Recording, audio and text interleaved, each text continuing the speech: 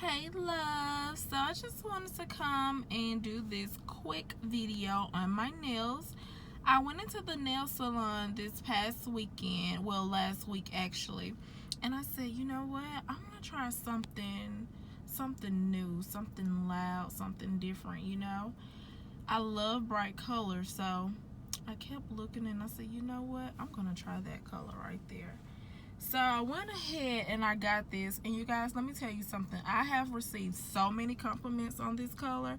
Now for the people that wear these loud neon colors, that's just probably norm to them.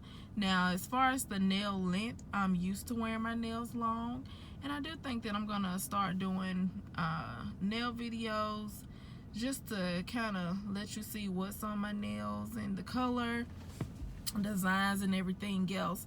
But yeah, this is gel color 424, so check it out, you guys. Look it up, see what's up.